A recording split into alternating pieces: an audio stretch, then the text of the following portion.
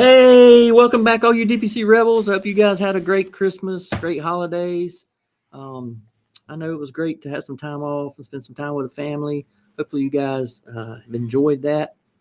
Dr. Shane, I'm back with another Friday 5-minute magic tip as you enjoy the holidays. I'm back for part two, talking with Dr. Micheal Weingarten on starting DPC out of residency. Hope you caught the video we did last week or so whenever we got together.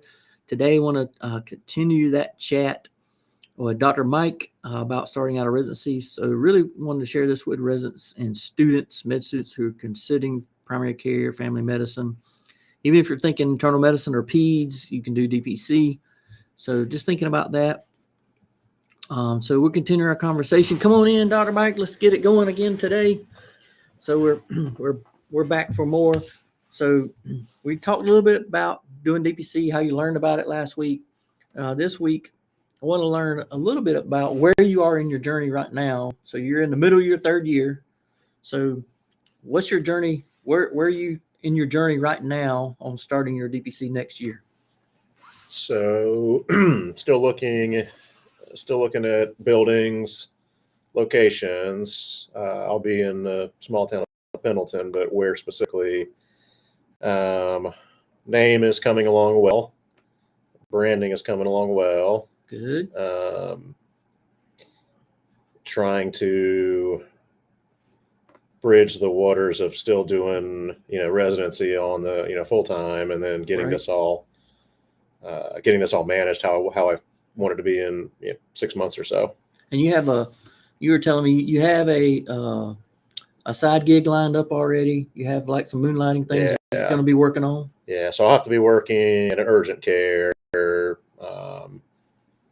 to support my family and support the business as we get to the levels that I need to be at to maintain. Right. So I'm doing that already now, which is another kind of complicating factor in residency, starting a business, and running some moonlighting shifts. So finding family time is a part of that too. So it's quite a journey. Yeah.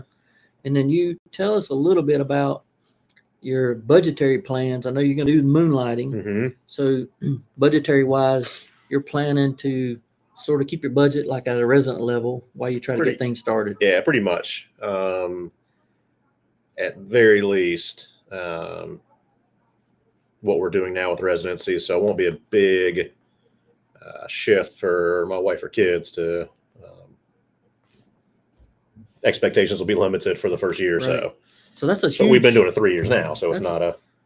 Yeah, that's a huge thing for med students and residents coming out because you got this massive debt. Most folks have huge debt, so they're like, "There's no way. How in the world can I possibly start a DPC with this debt hanging over my head?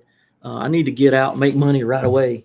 So they're worried about the debt, and of course, you got all these hospitals. They're just waiting right there to put some golden handcuffs on you, so you have to get that job. And they're recruiting you from day one. Yeah, so they really want you, but you can do it. We got Dr. Seeberger here in town, did it right out of residency. There's a lot of people who are doing it out of residency, so it can be done. You just have to budget, and you have to think about it. You have to plan for it. You have to get your family on board, you get your spouses on board, and make them understand the passion that you have for it, which is important. So what resources have you been using so far, things that really helped you, whether it's books or tapes or visits or people? What kind of resources are you using right now that really have helped you in your journey? So I've got quite a few. I guess first and foremost, we talked last time about the mentors, how important that is. Right. I didn't mention beforehand having your family on board, how important that is. I've got one of the older, now graduated, obviously, residents that is always available for questions, advice. Dr. Shane, always available for questions, advice. We did the mastermind conference about a month ago, right, which was a great resource. I've had some books that I've read. My wife has read more than I have actually, so she's all in as well. Plenty of resources online. Right. You just got to have as much information as possible. Yeah. So the DPC masterminds are great because there's 4 of them next year.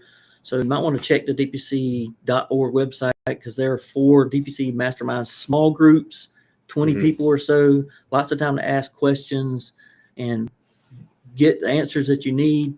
Even pull people aside one-on-one, a lot of one-on-one opportunities. So the masterminds are really, really good instead of going to a massive conference of thousands of doctors or hundreds of doctors. So they're really helpful. You're moving forward now. You've what are your next steps as you continue to look? What would you tell residents too? I want to know like if you were going to share residents, how would you encourage them, med students, to think about DPC? You know, what's your go-to statement? Hey, consider it, think about it. What's the mood or the vibe of most med students or residents right now? So I think first and foremost, there's a lot of frustration with the way the system is set up. But I also think there's a lot of, I guess it's easy to sign and you walk into a good contract without a lot of work on your end. It's already set up for you. You've got a certain number of patients, you've got your office, your supplies, everything's already set up. But I think that the frustration is there. I think if they saw, the interactions that DPC docs can have with patients, the way that we can, I won't say smoother because it's still a struggle, but it can be done. So I would advise take an elective rotation in med school and residency and spend a day or a week with somebody who's doing it and just see what the steps in the process are and what the final result can be. Right. Yeah, I think a lot of the folks that we talk with at our conferences, meetings, even you included, heard about it somehow, luckily found out about DPC when they were a student, and they're like, this is a very interesting concept.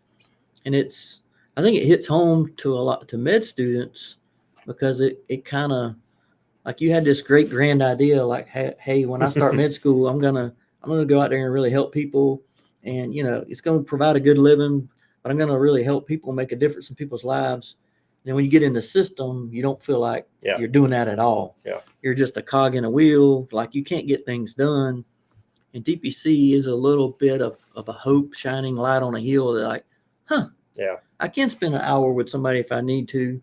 And so trying to get the trick is to trying to get residents to be able to see that, and students, because once you're a 4th year med student, you've already decided, I'm doing orthopedics, I'm doing derm, I'm doing radiology, I'm doing something non-primary care. Yeah.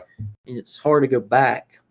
But if you can get the students to see a little bit of a light, like, this is what I really wanted to do in medicine, but I didn't know you could do it. Yeah. Because the system. So trying to share that with students and residents is one of the big parts of, what I try to do, what we try to do in our clinic and our community, trying to talk with students and residents going to